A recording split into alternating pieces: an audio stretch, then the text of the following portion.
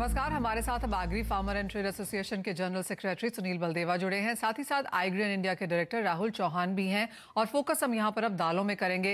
राहुल, पहले आपसे जानना चाहेंगे और आप ही की एक रिपोर्ट हम पढ़ रहे थे जहां पर जो लैंडेड तुअर के प्राइसेस हैं उनमें लगातार गिरावट देखने को मिली है। 1 नवंबर और 1 दिसंबर के अगर भाव देखे जाएं तो अक्रॉस यहां पर गिरावट है। कैसे देखते हैं आप ये नंबर्स? और ये तो एक ही महीने का ट्रेंड हमारे पास है, लेकिन मंथ ऑन मंथ ट्रेंड्स कैसे रहे हैं? को जो इम्पोर्टेड खासकर जो अफ्रीका से तुअर इम्पोर्ट हुई है उसके प्राइसेस में काफ़ी गिरावट आई थी। अरुषा तुअर जो थी कल जो है 5700 रुपये बिकी है, जो 1 नवंबर को 6250 रुपये थी, यानी 550 रुपये की गिरावट दिखेगी। ठीक इसी तरह मोजाम्बिक तुअर लास्ट मंथ से $350 घटकर करीब 4850 और सॉरी मलावी तुअर और मोजाम्बिक जो है 800 रुपये घटकर कल 5400 रुपये तक आई है। और चेन्नई बोर्ड की अगर आप बात करते हैं तो पिछले एक महीने में भाव करीब 450 रुपये प्रति क्विंटल घटे हैं। मेन रीजन घटने का कारण है कि जो अफ्रीका से जो इम्पोर्ट इंडिया में बढ़ने लगा है ऑल ऑफ अ सडन अच्छी क्रॉप होने की वजह से, और म्यांमार में नई क्रॉप आने वाली है, तो म्यांमार के जो निर्यातक हैं वो अच्छी बड़ी से बड़ी मात्रा में भारत में माल जो है भेजना चाहते हैं। 1 दिसंबर को म्यांमार में तुअर लेमन के भाव $850 थे, जो 1 नवंबर को 890 थे, यानी $40 पिछले एक महीने में घटे हैं। इन कारणों से इम्पोर्ट जो है इंडिया में कम कॉस्ट पे हो रहा है। साथ ही डोमेस्टिक क्रॉप भी अब धीरे धीरे बाजारों में आने लगी है। कर्नाटक में पिछले एक सप्ताह से नई तुअर बाजारों में आने लगी है, और गुलबर्गा पिंक वैरायटी जो नई तुअर है वो 6700 से 7100 तक बिक रही है, और मरती क्वालिटी जो है 7000 से 7300 300 रुपये प्रति क्विंटल पर बिकती है। आज सोलापुर में नई तुअर की आवक हुई है, और मारुति जो है करीब 7711 रुपये और पिंक वैरायटी 6800 रुपये के भाव पर बिकी है। फिलहाल जो है तुअर में नमी की मात्रा अधिक आ रही है, इस वजह से थोड़ी कीमतें कम है, परंतु एमएसपी जो है 6600 रुपये से अधिक है। तो बढ़ती आवक के दबाव से थोड़ा सा बाजारों में अभी मुझे लगता है कि थोड़ी बाजार दब सकते हैं। इस वर्ष जो हमारा अनुमान है वो 35 लाख टन रहने का अनुमान है, जो पिछले वर्ष 38 लाख टन था, जबकि हमारी खपत 45 लाख टन की रहती है, यानी हमें खपत को पूरा करने के लिए अतिरिक्त 10 लाख टन तुअर की जो है जरूरत रहेगी। और पूल में जो है जो बफर स्टॉक है उसमें थोड़ी लास्ट 2 सालों से तुअर की जो सरकारी खरीद है वो उम्मीद के अनुसार नहीं हो पाई। इस वजह से हमें इम्पोर्टेड तुअर खरीदनी पड़ रही है।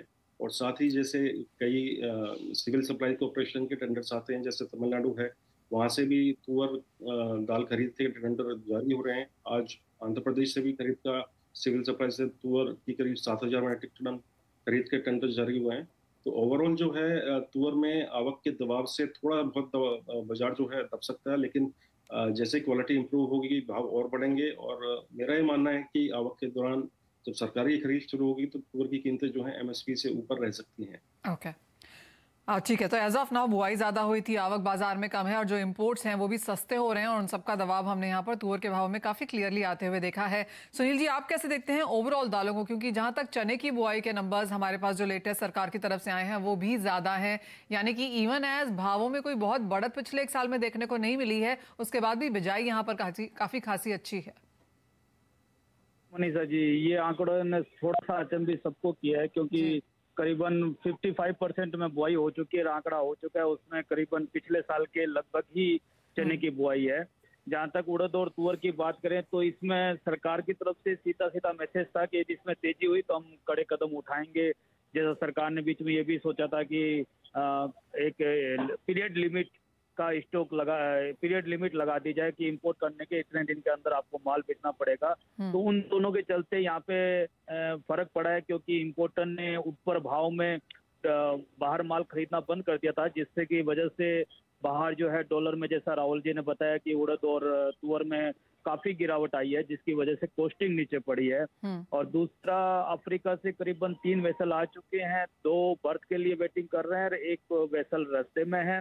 और दिसंबर मंथ में भी 4 वेसल बल्क वेसल मोजाम्बिक से रवाना होंगे, जिसका भी एक प्रेशर यहाँ पे दिखाई दे रहा है। तीसरा सबसे बड़ा प्रेशर साथ के साथ बर्मा से भी है, क्योंकि बर्मा में ये अनुमान लगाया जा रहा है कि 1 लाख टन माल करीबन पिछले साल से ज्यादा होगा और 70-80 हजार टन वहाँ पे स्टॉक है। तो कुल मिला के सप्लाई को देखते हुए थोड़ा सा एक प्रेशर उड़द और तुअर पे दिखाई दे रहा है, क्योंकि बाहर की फसल अच्छी है। और यहाँ पे दिसंबर मंथ में, जगह मैं पहले भी बोल चुका हूँ कि दिसंबर मंथ में कभी भी दालों की डिमांड नहीं होती है, क्योंकि हरी सब्जियां काफी मार्केट में होती है और वो काफी सस्ते भाव में बिकती है। तो एक इसका असर सबसे बड़ा मार्केट में दिखाई देता है। एब्सोल्युटली। तो Sunil ji, as of now जो करंट सारा सिनेरियो आपने बताया, चाहे वो बुआई को लेकर है, सस्ता इंपोर्ट है, आवक है बाजार में, सरकार का डर भी है, हाई कॉस्टिंग पे लोग इंपोर्ट भी नहीं कर रहे हैं, बर्मा मोजाम्बिक का जो आपने यहाँ पर व्यू दिया, जिस तरह का तरीका, जिस तरह से दिसंबर मंथ की शुरुआत हुई है, कैसे आप ये पूरे महीने में भावों की रेंज बनता हुआ देखते हैं, और आपको लगता है कोई सुधार आगे जनवरी में जाके एट ऑल देखने को मिलेगा? जनवरी के बाद जब बारिश थोड़ी बहुत होती है और सब्जियां कम होने लगती है, तब दालों में उठाव होता है। और ये देखा है हमने कि मार्च, अप्रैल और मई, ये 3 महीने दालों की सेल के लिए सब ज्यादा होते हैं। तो मुझे तब तक कोई उम्मीद नहीं दिखाई देती। दिसंबर और जनवरी दालों में प्रेशर ही रहेगा भाव में, जहाँ तक हम इंपोर्ट देख रहे हैं, जहाँ तक डिमांड और सप्लाई को देख रहे हैं। मुझे लगता है कि दिसंबर और जनवरी प्रेशर में और आगे रहने की संभावना है। लेकिन आप कहेंगे एमएसपी के आसपास या उसके ऊपर भाव रहेंगे, या फिर वहां पर भी थोड़ा नुकसान है? जहाँ तक चने की बात करें तो ये एमएसपी से नीचे ही, यदि बिजाई 10% भी कम रहती है तो भी फर्क नहीं पड़ेगा, क्योंकि 24-25 लाख टन जो है सरकार के पास माल है, जो टोटल क्रॉप का करीबन 25% है। तो सप्लाई देखेंगे तो यदि 10% भी बिजाई कम होती है तो 15% ओवरऑल सप्लाई हर साल नॉर्मल सप्लाई के मुकाबले ज्यादा रहेगी। तो मुझे लगता है चने में हमेशा प्रेशर बना रहेगा। मूंग की बात करें तो मूंग हमारे यहाँ इम्पोर्ट नहीं है, सेल है, और बाहर हालांकि भाव कम है, लेकिन यहाँ पे जो है मूंग की फसल में कुछ फर्क दिखाई दिया था। जहाँ तक हम राजस्थान की बात करें तो वहाँ पे आवकों पे उतना ज्यादा प्रेशर नहीं दिखाई दिया है। तो मुझे लगता है कि मूंग के भाव जो है वो ठीक बने रहेंगे।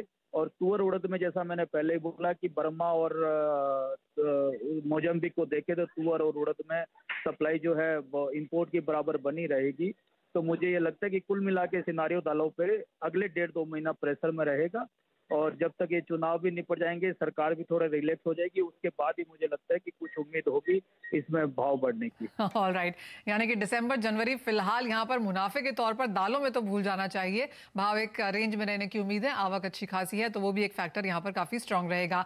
राहुल जी, बहुत शुक्रिया साथ जुड़ने के लिए, आपका भी सुनील जी। इसी के साथ मुझे भी दीजिए इजाजत। कमोडिटीज में आज इतना ही, लेकिन ब्रेक के बाद हम यहाँ